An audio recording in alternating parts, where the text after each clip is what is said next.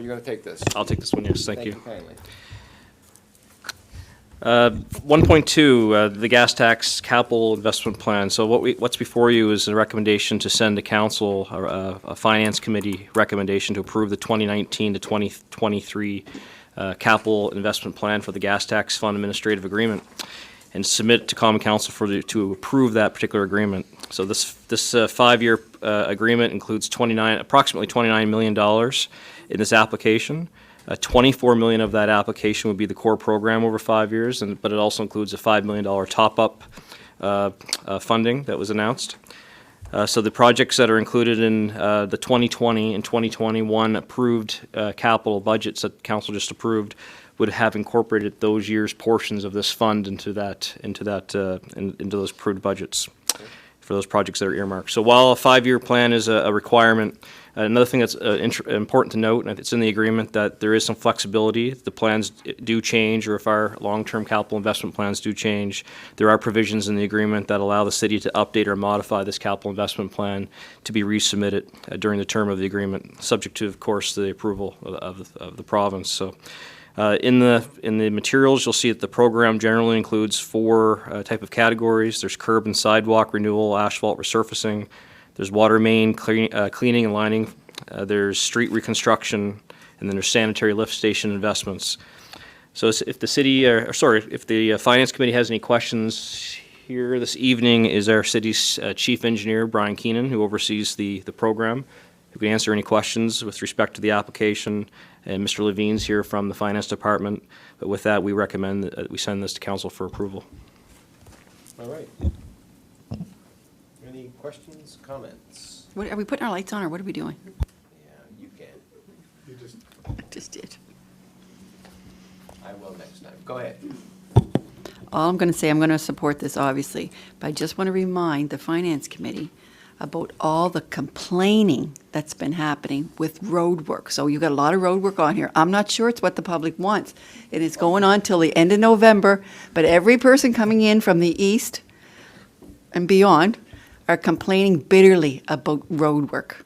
So I'm not a big fan of road work, but there's a lot of it in this budget. I'm going to support it, though, because it is a recommendation. But, when you get road work, you can't complain about it if you want it. Anyways, that's my comments. Thank you, Mr. Chair. So it looks like a good plan. I support it as well. I think 2 comments. One, I'll work in reverse to Councillor Reardon's comment on road work. I think there's been tremendous progress around the city this year, or just really compliments to our teams in terms of council and teams in terms of the continued investment. I think it's been a job sort of very well done. I think the councillors acknowledging that we want the roads done, but then when they're being worked on, it can be a bit inconvenient. And certainly, I think the over the last few weeks, the majority of the notes that we're receiving are about the provincial projects that are happening out to the valley and at the Rossay Avenue, Rossay Road train bridge.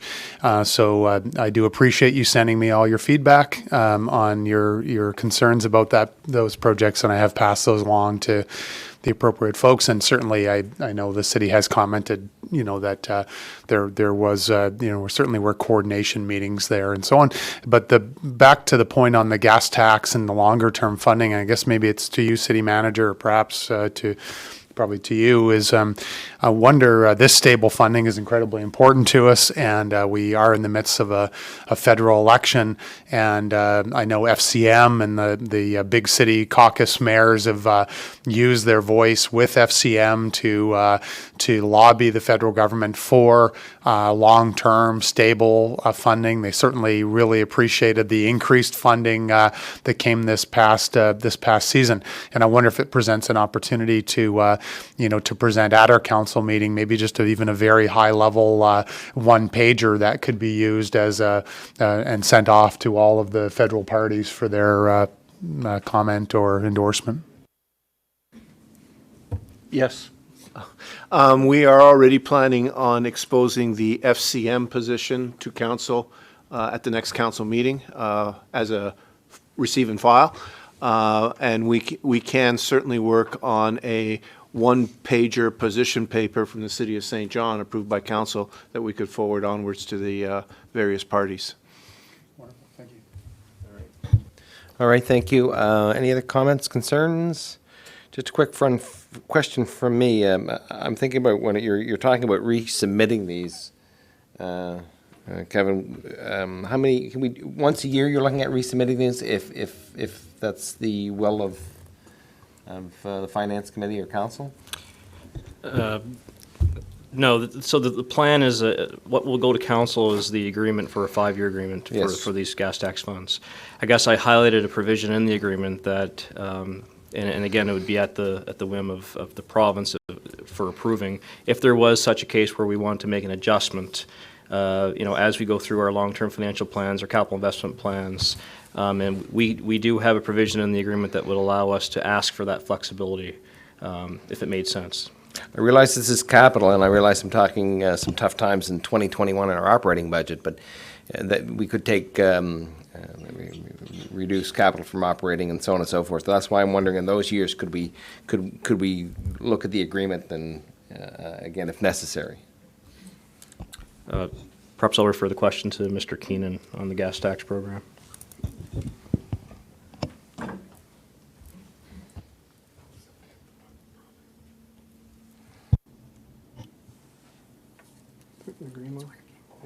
Okay, thank you. Kevin is correct there when Mr. Fudge is correct when he says that we can resubmit at any time and ask the province to adjust our capital investment plan.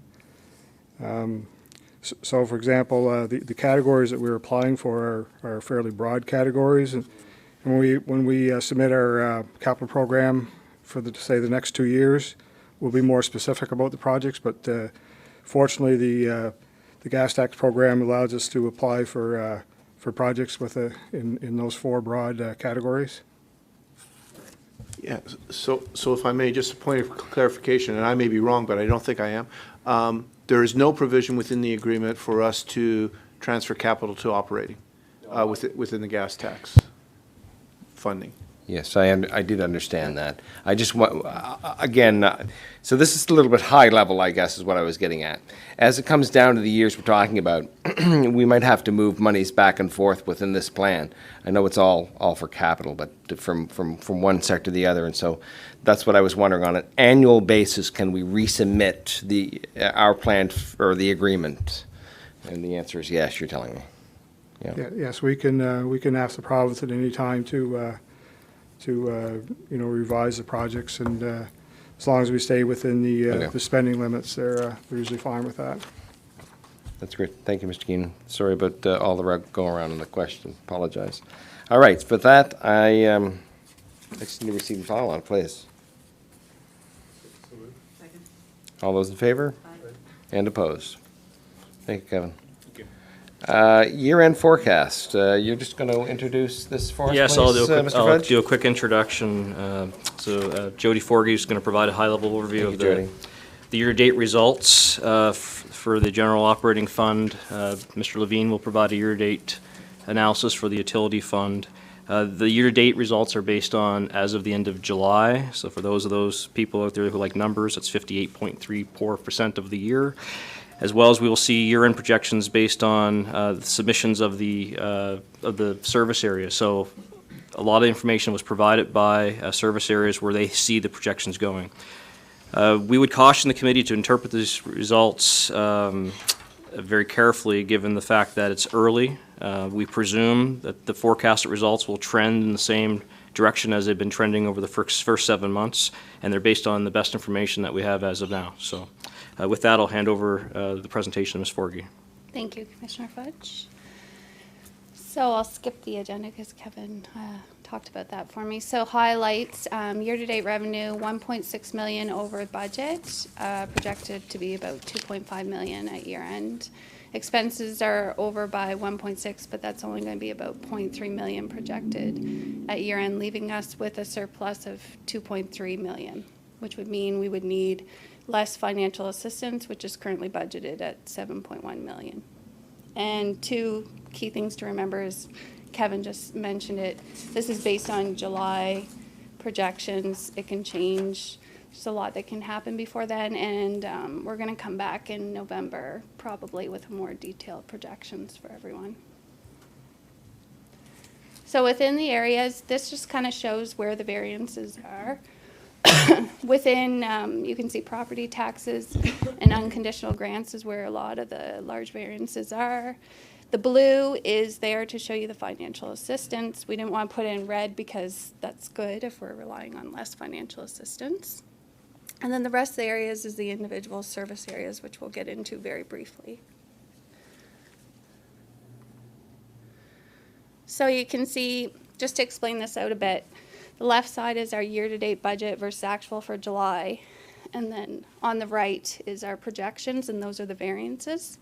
So you'll see at year end, they're projecting just a slight deficit. When you look at the revenue expenditure, it kind of looks off, but that's largely attributed to their growth reserve that's included on both ends, because you would have your expense and then your growth reserve revenue coming in. In our department, you can see we're forecasting to continue with a surplus.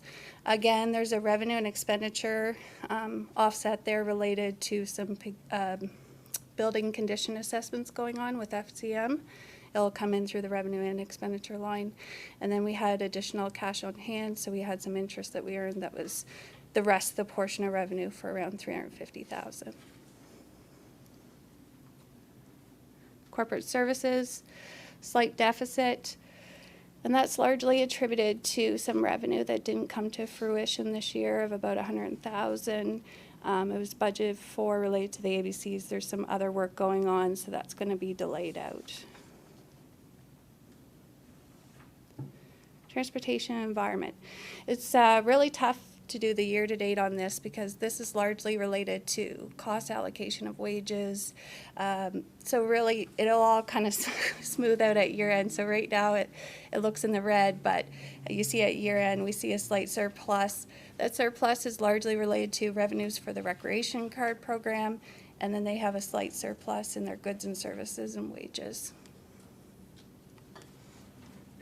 Public safety has a lot of green. This is largely related to wages and benefits and vacancies going on in both police and fire. We've broken them down here.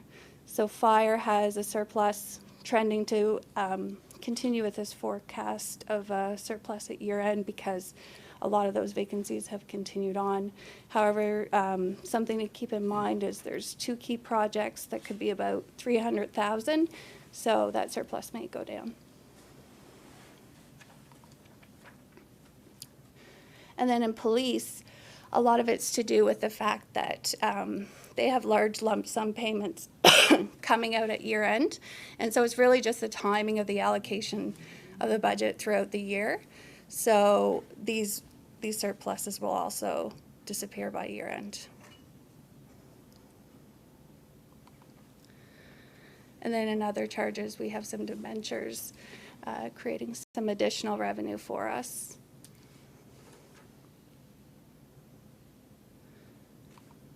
And then we just wanted to provide a slide that shows total expenditures broken down by category as well. And it's kind of consistent with what I just said. So you can see our surplus around salaries and benefits. And then you can see goods and services looks down. But that's largely related to the offsets that we see in revenue as well, because they're coming through on both the revenue and expenditure side. Okay, so then we go to Craig. So I don't know if at this point, I went through that really quickly, and it's a lot of graphs. Not sure if anyone has any questions. Any questions thus far, Jody? Just want to make sure I'm following along, Mr. Chair. So the short-term provincial assistance for this year, we projected at $7.1 million. We're now forecasting that to be $2.3 million lower at roughly $4.9 million. Correct. Yeah. And that is all part of the package. We have a statement here, and so what we did is we reallocated up to that financial assistance line. Yeah, okay. Yep. So I guess that would demonstrate sound fiscal management and stewardship as opposed to some of the suggestions you can't comment on that were made over the last number of months about us not managing in a sound fiscal way. Correct. We are still working towards lowering that deficit. So thank you. Any other questions, comments? Yes, I'll just follow on with what the mayor said. It shows that we've continued to work hard on our deficits, and although we could have sat back and used this money, we did not do so. We've continued to do what we should be doing. Staff has continued to work hard on it, and we've reduced that $7 million to just under $5 million now. So, thank you. All right. right. So I'll pass it to Craig to do water.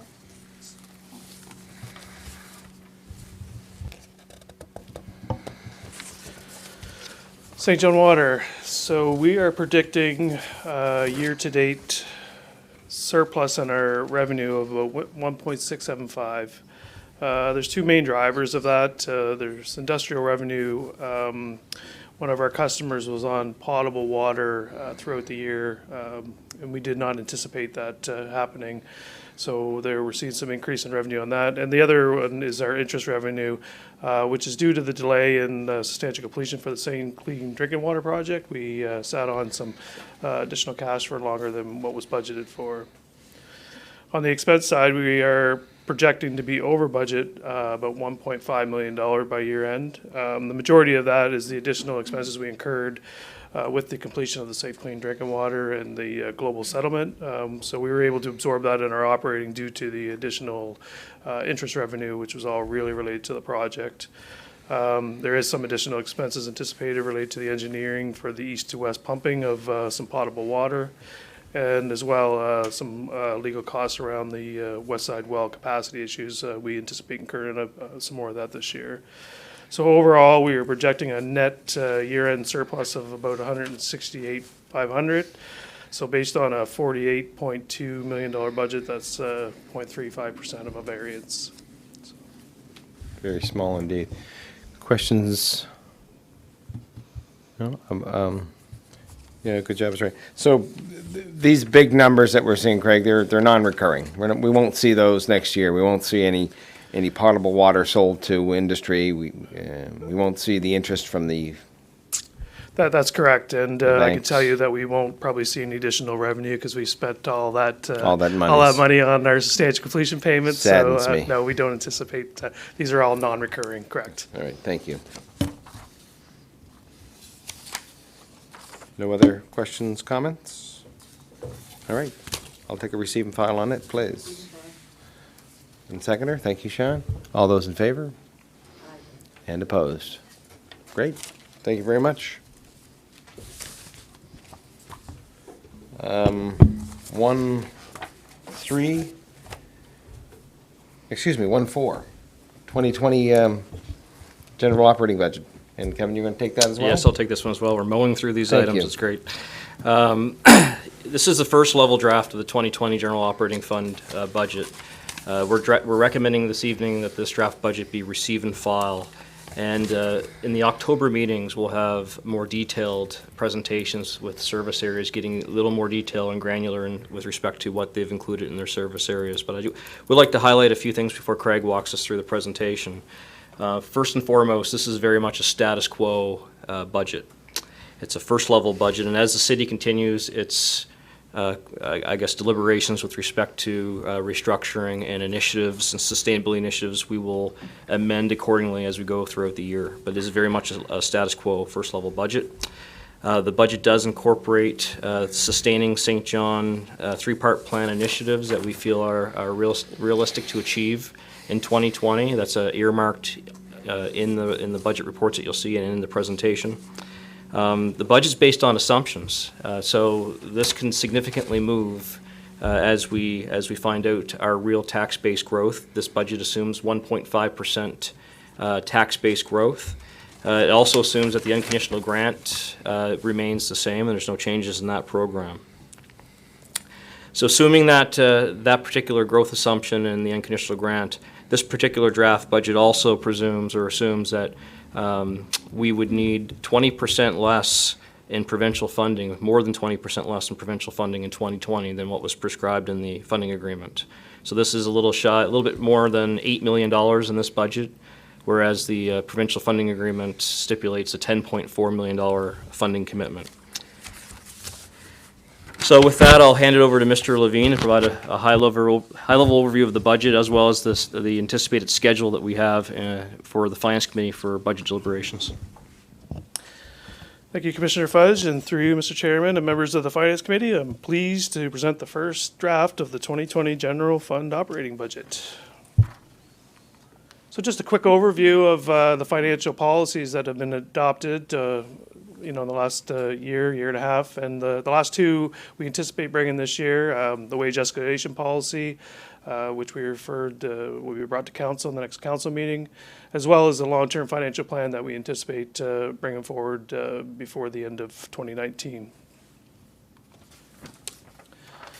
This is a proposed timeline on the budget. So October 23rd, around that date, we're anticipating having service areas come into the Finance Committee and do budget presentation.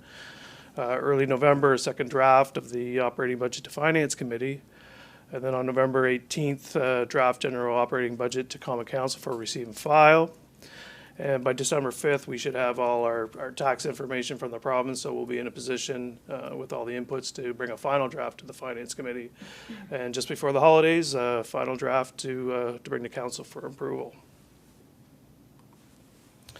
So as Commissioner Fudge stated earlier, our property tax revenue for this budget assumes a 1.5% increase over 2019. Also, as he stated, the original deal from the province was $10.4 million. This budget includes just shy of a little over $8 million.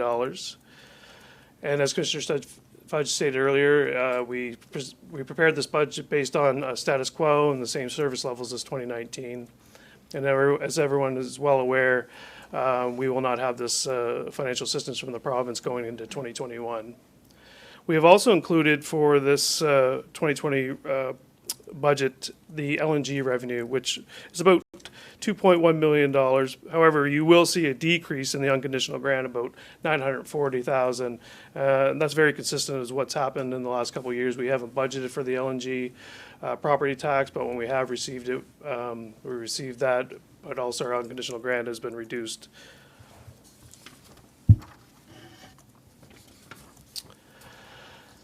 So as part of the Sustain in St. John, a three-part plan, the 2020 budget includes about $440,000 of net new revenue as part of the accommodation levy, as well as a $312,000 reduction in property tax for the transit facility. However, there still is a number of items that will impact the 2020 draft budget, such as our property tax revenue that we receive from SMB, unconditional grant, as we spoke about earlier tonight, realignment of our economic development agencies, as well as our continuous improvement initiatives that may be implemented as part of the 2020 budget. And here's just a quick snapshot of our structural deficit of our 2019 compared to the 2020. So we are basically, we have a deficit of just over $8 million, but compared to the original 10.4, I think that's a significant improvement. Here's just some graphs showing our revenues 2019 compared to 2020, and as you can see, the property tax is up, but again, that's the 1.5% increase that we built in, as well as the LNG. Unconditional grant is a decrease, and that is because of the LNG. Slight increase in the financial assistance. We have no surplus to bring in. We actually have a small deficit. And own source revenues, the majority of that is related to the accommodation levy, that increase. And just by service areas, expenses over 2019, so community growth, development, a bit of an increase, but that is strictly tied into an increase in tourism. Public safety, very little increase. Transportation, the majority of that increase is due to increased investment into roads. Very small increase in finance and admin. Corporate services, we're looking at some additional costs around cybersecurity, as well as some additional equipment for the council chambers as part of the new move to our restock of City Hall. And as well, the others is basically our fiscal charges, and it's mainly to do with the increase in our pay-as-you-go and reserves. And again, by expenditure categories, very small increase in salary and benefits, a slight decrease in our pension and long-term disability, goods and services, that increase again is tied into the additional money put into roads, a slight decrease for our ABCs and grants, and the increase in fiscal charges is largely attributed to the increase in pay-as-you-go.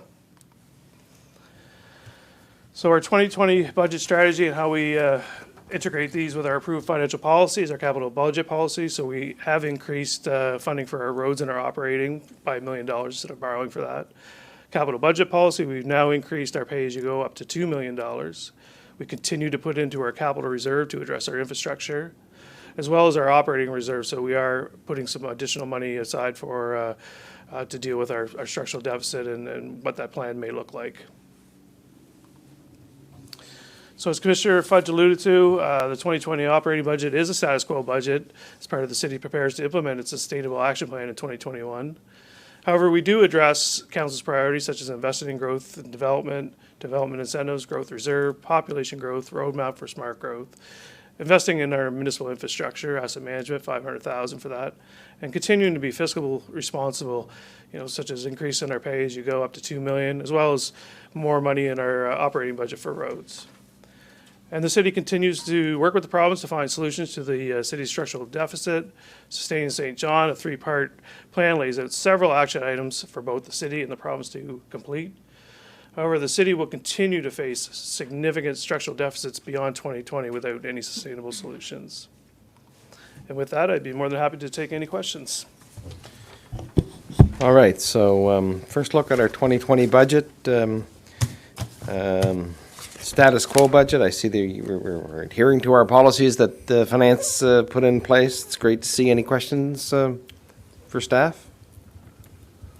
Questions, comment, I guess. Comments? Absolutely. Thank you. Mr. Mayor? Thank you, everybody. Thank you for giving us a starting document. I think, in my mind, status quo doesn't do it for us, but no one's suggesting it does. So I think throughout the next number of weeks and months, and as we end up in December, we'll have had lots of deliberations, I'm sure, lots of tough discussions about a budget that reflects our reality and the gap that we've been left with. And in a strange way, I look forward to those deliberations over the next number of months. So thank you.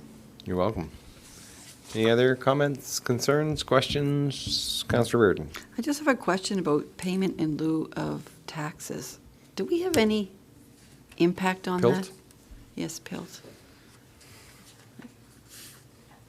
So someone else decides what they'll pay us in lieu of taxes, and we just have to take that?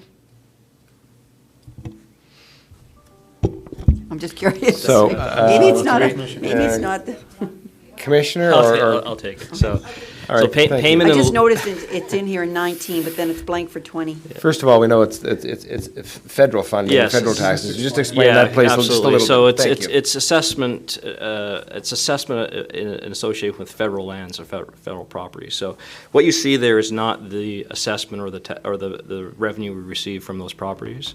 There's a time lag between the assessment. So every year we have an adjustment process, and this reflects that the assessment the adjustment that was conducted was very minor, so they were very accurate with the last assessment. So they use the same S&B sort of methodologies in trying to assess those properties as they would with as S&B would with other properties.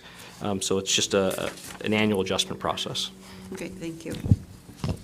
Thank you, Commissioner. Other questions, concerns?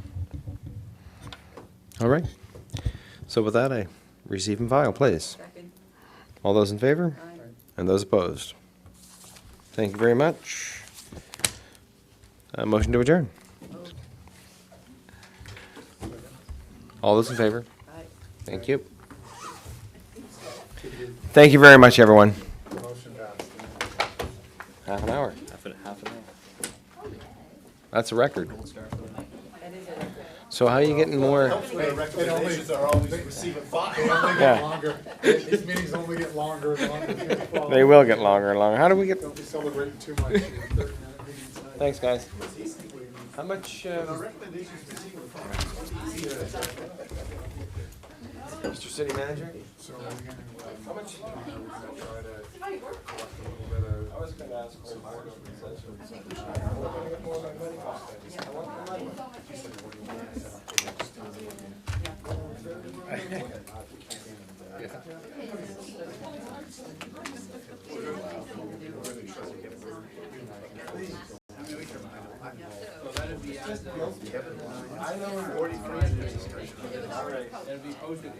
We are acutely aware of what we want to try to do. Thank you.